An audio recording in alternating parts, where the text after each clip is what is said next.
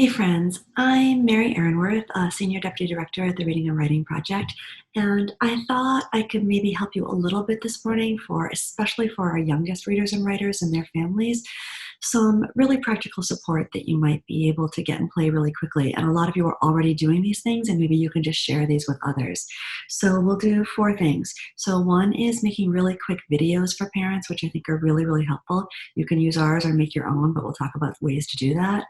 2 is going to be thinking about flexible scheduling. That's becoming abundantly clear that families, they have their, teachers have their own kids at home. You need flexible scheduling, and families need some flexible scheduling. 3, we'll think about office hours and ways to be actually available to your parents when you can't be available 24/7. You can't be available 24/7. And 4, we'll think about home literacies. So let's start with number 1. More than anything else, really quick videos are really helpful for your parents. And I'm just going to show you a little bit about how I might frame a quick video that either I'm using that someone else has made or maybe that I've made. So it might sound something like, so families, one of the things that's going to be really helpful as you're home with your children is doing a little bit of work with them around what they do as they get started to read. Because it turns out that actually there's work you do before you open up the page of a book. And it seems like pretty simple work, but it really increases your children's comprehension, which means their understanding.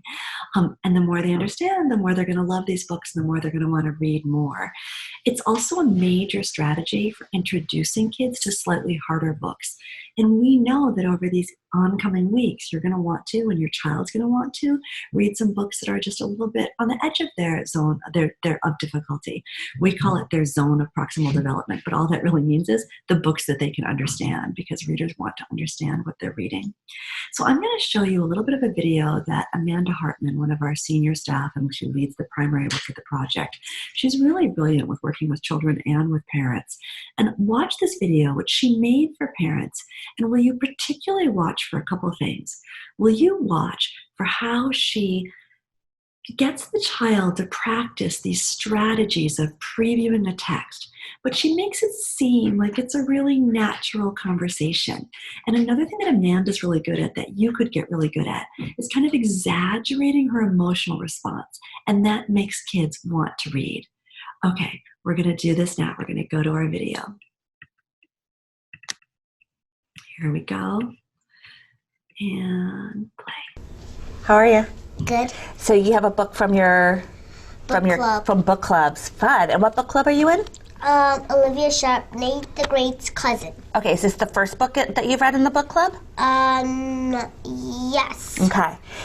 So what's the first thing that you did before you start to read? I read the cover. Oh, good. And what else? The back.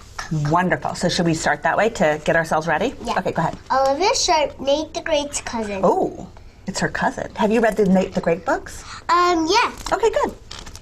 The Green Toenails Game. What? Wait. Let's look at that cover.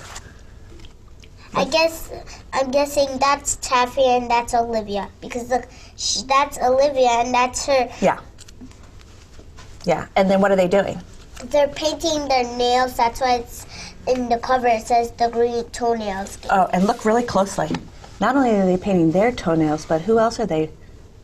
Did they paint the doll's toenails too? What? Oh my gosh! Are they like, maybe this is the gang, like the gang of friends. I don't know. I wonder what the mystery's gonna be. Me too. Okay, let's see. Olivia Sharp is one smart agent for secrets. She likes secrets. Means she knows how to read between the lines. Do you know what that means? Yeah, she knows how to read, Read the words? Yeah. Right. Actually, it means something different. When you're reading between the lines, it's like when somebody does something, you're like, are they really doing that thing? Or do they mean something else? Like if someone's like, I'm super happy. You could read between the lines and think that I'm not very happy because their face is sad. Exactly, and that would be reading between the lines. So she's like very clever, smart. She looks very close to things. Exactly. She's really paying close attention to things. Okay, that's what probably makes her such a good agent. Olivia's best friend Taffy Pendleton has a problem. Taffy wants to join a secret club. But its members won't let her in. Why What do you think about that, Sophie? I think that's rude. Yeah. But when I started reading the book, actually they didn't let her in because she doesn't know how to ride a bicycle. It's kind of like a... So families, one thing, let's just review some of the things Amanda did that you can do too. It's not that hard to really make reading into a beautiful experience for your children. And so today we're just going to focus on the work that you do when you're starting a book. So Amanda helped this child do a few things that you can do with your children and the children you're caring for.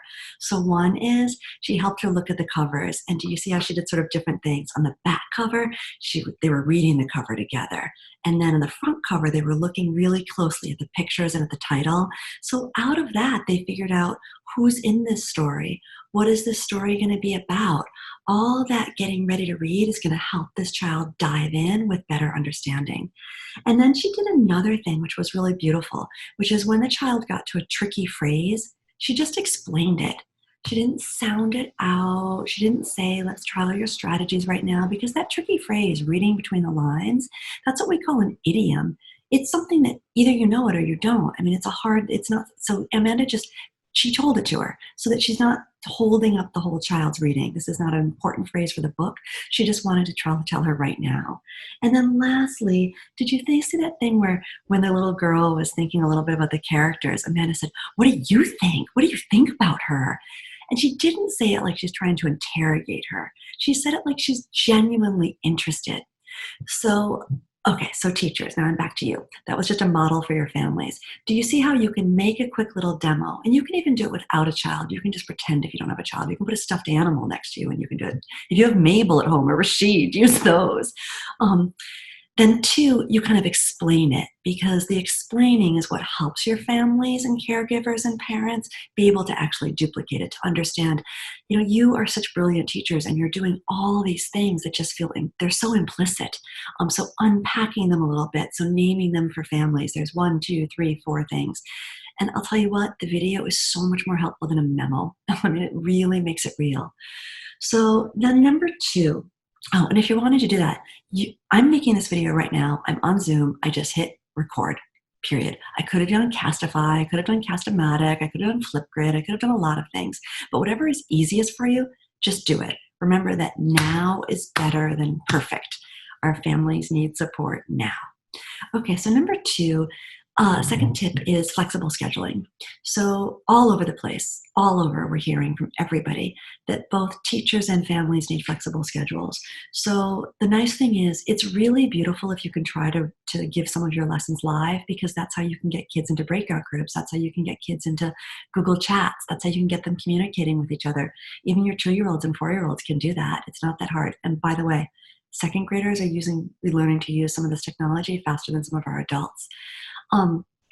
But that said, not everybody can be available at the same time. So when you're looking at your schedules, maybe one thing you could be thinking about is, if you are filming live, which is beautiful, and please do, also record so that families could watch it later or kids could watch it later. So if you provide a lesson and you're doing it live so that kids can be watching you right there in the moment, hit record as well so they can also watch it later. And then you might think about both your conferences and your kind of meetups as having different times. Like maybe with kids, you're scheduling different conferences, and some might be, what would have been during your class time. So it's like 10:15 and 10:30 and 10:45. But maybe then you take off a couple hours in the afternoon because you're doing other things also with your family, and you have some conferences with kids at 7 p.m. and 7:30 and 7:45. These are unusual times. You are living through a global pandemic, and history calls on us to bring our best selves to this. So thinking through what are the different times that you can meet with families. It's also really helpful to maybe have office hours. And again, maybe you have office hours at 10 o'clock when kids and families know you're live and they can get on with you, but maybe you also have office hours once or twice a week at 7 p.m. Because if families are caring for their own kids during the day or they're working during the day, it's really, really hard to make sure they're actually there for this very careful schedule that we've made for them. So flexibility with schedules is going to be really important for you and also for your families. So number 3 was, in fact, this notion. So if my first tip is making quick videos, my second tip is flexible scheduling. And these tips come from all our colleagues. They're not mine, actually. They come from a whole world of people who are sharing with us. Third tip is this notion of office hours. Office hours are really helpful. It's really hard to be trying to solve tech issues, for instance, while you're teaching. It's really hard to solve tech issues for your families while you also want to have a conference with their child. If you're worried about, and you will be worried about, just reaching out to families and getting enough communication about how kids are doing, you need to find out, do they need to not have a mini lesson today? Do we need to do some dancing and things with music? Do we need to do some drawing together? Do we need to do some poetry together? You're going to need to know all that. Kids' social and emotional learning is going to be so important, and yours is going to be important too. So figuring out how your families are doing, office hours are going to be really good for that. I really like Zoom for office hours because I like to see all my people. But you could also do a Google Meet and they could just be chatting with you either visually or over the chat session, whatever works for you. The technology that's working for you and your families, that's great. So my number 4, our fourth tip, is this whole thing about recording lessons. I know it makes us nervous, and some of us think like, oh, I don't like to record. I don't feel like I look good. I don't feel like I sound good. I don't feel like my home environment is what I want to share. Let go of some of that. Like, this is a time to not worry about being perfect. This is a time to not worry about if your house is perfectly clean, if your dog is wandering in and out, if your kids are calling to you. That is happening to all of us. And don't worry also, I will share that when you are recording live, it is really, really stressful because people are responding to you with all sorts of tech trouble. Let some of that go and just say, I'll be responding to tech trouble at 2 o'clock. Or I'm making Sam, our 5th grader, into our tech expert. Sam, will you do the best you can to answer in the chat room? Thank you. And then go on. Hey, friends. And now tip number 5 is supporting home literacies in multiple languages, multiple literacies. So we've got lots of children who are language learners, who are learning languages that, they have 2 or 3 languages, and it's so beautiful that they'll grow up multiliterate. So the thing that I really want to say to you about this is, remember that all of the practices that you are using in your classroom are also going to be relevant when you're teaching virtually. If you think it'll benefit your kids to have visual cues for your lessons, then have visual cues for your lessons. Of course, you're going to keep doing that. If you think and know that it's going to be helpful for your kids, if you actually use a lot of academic vocabulary, but you use multiple words and explain them, then do that. If you think it's going to help your kids to have storyboards for some of your read-alouds, then provide storyboards. If you think it's going to help your kids to be writing and speaking in their home language, which it will, then make that possible. Then when they're in the chats and in their discussions, they can be using more than one language. When they're writing at home and their families are supporting them, this is a time to also grow their home languages as well as their new languages. If there's one book that I would read right now about this, I would read Carla and Luce's En Comunidad. It just came out. It's new. It's, I think, one of the most beautiful professional books I have ever read. And this book particularly supports Latinx students, but as Danling Fu, I'm just going to read you, there's so many incredible reviews of this, but Danling Fu, who was one of my mentors when I first started teaching, she says this: En Comunidad is not only for Latinx students or teachers who teach Latinx students, but for all American students and teachers who desire to bring real democracy to this country and make this world just for all people. This is indeed a wonderful book. And then I'm going to read you just a second of what Kate Roberts said about this, because I think this really also gets to the heart of why this will be so important right now. Kate says, somehow this book manages to be at once deeply personal and profoundly practical at the same time, which is so like all of Kate's books. Carla and Luce weave their own stories as Latinx educators and students with concrete, transformative suggestions for making all students feel welcome, honored, and supported in our schools. Stunning, right? And then Maggie Beatty Roberts, Kate's brilliant wife and partner, says, authors España and Herrera send the invitation to live language. I can't imagine a greater gift to give students. So I would definitely think about, ordering the book and having it with you, or calling a friend who's got it and having them read you little parts and give you parts of it. So those are our 5 things. So we had, or 4 things. We had making quick videos, we had flexible schedules, we had office hours, we had recording lessons. Yes, and number 5 is home languages. I hope these are helpful for you. And of course, we're here to give you as much support as we possibly can. And all of you are sharing on the Units of Study Facebook page, you're sharing on Twitter, you're sharing through webinars, you're just sharing by emailing and talking to each other. And it's the best thing that we can do for each other. Thank you.